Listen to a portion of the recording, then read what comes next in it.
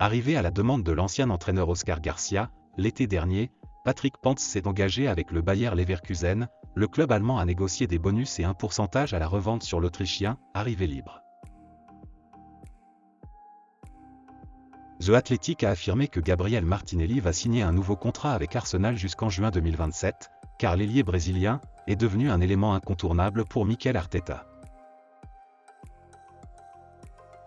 Le FC Barcelone et le joueur Marcos Alonso ont trouvé un accord concernant la prolongation de contrat jusqu'au 30 juin 2024, et sa clause libératoire s'élève à 50 millions d'euros.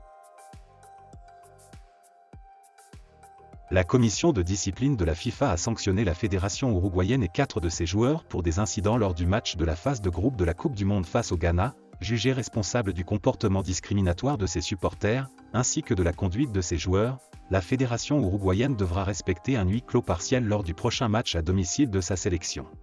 Jiménez et Muslera ont écopé chacun de 4 matchs de suspension, de 20 000 € d'amende, et Cavani et Godin ont été condamnés à un match de suspension et 15 000 € d'amende. Très peu utilisé depuis un moment à Liverpool, Roberto Firmino songe à un départ en fin de saison, et l'attaquant brésilien pourrait bien poser ses valises en Italie. Selon plusieurs médias, il est la priorité de l'Inter Milan en cas de départ de Romelu Lukaku, et l'accord pour son arrivée devrait coûter 10 millions. Mauvaise nouvelle pour Ancelotti, il ne pourra toujours pas compter sur David Alaba, qui avait été écarté du groupe vendredi juste avant le match de Copa, et par la suite, Marca a annoncé qu'il l'a rechuté de sa blessure au mollet.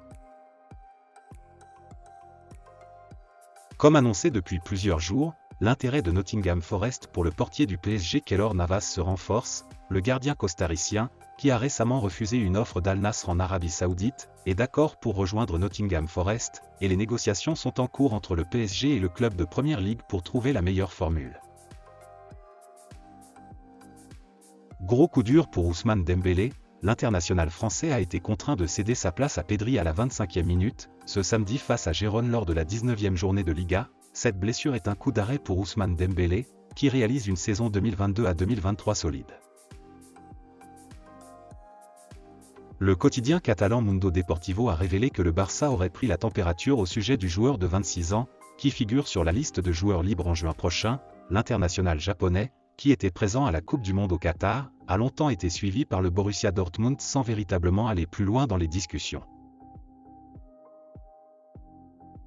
Dans un communiqué, l'Olympique de Marseille a officialisé un accord de principe avec Angers pour le transfert de l'international marocain, Azzedine Ounahi, et selon Fabrizio Romano, le transfert est évalué à 8 millions d'euros plus 2 en bonus, et Ounahi s'engagera jusqu'en 2027 après avoir passé sa visite médicale, prévue ce dimanche matin.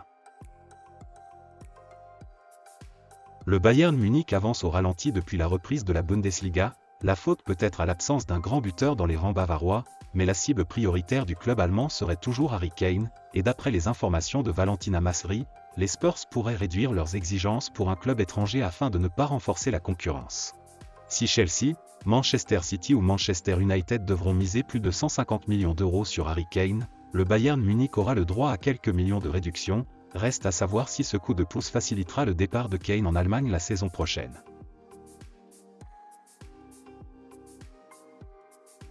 Le Guardian, célèbre média britannique, a dévoilé sa liste des 100 meilleurs joueurs de l'année 2022. Sur 206 personnes, 156 ont voté en faveur de Lionel Messi comme numéro 1, le récent champion du monde avec l'Argentine devance Kylian Mbappé et Karim Benzema, qui a terminé à la 3e position de ce top 100. Cristiano Ronaldo a connu un deuxième match très compliqué avec le maillot d'Al Nassr, jeudi soir, lors d'un déplacement avec Al Nassr sur le terrain d'Al Ittihad. Il a même dû essuyer les moqueries du public. Lorsqu'il a pénétré la pelouse pour l'échauffement d'avant-match, Ronaldo a entendu les supporters locaux chanter des chansons à la gloire de Lionel Messi, et en plus il n'a pas pu empêcher la défaite de son équipe, qui se sont inclinés sur le score de 3-1.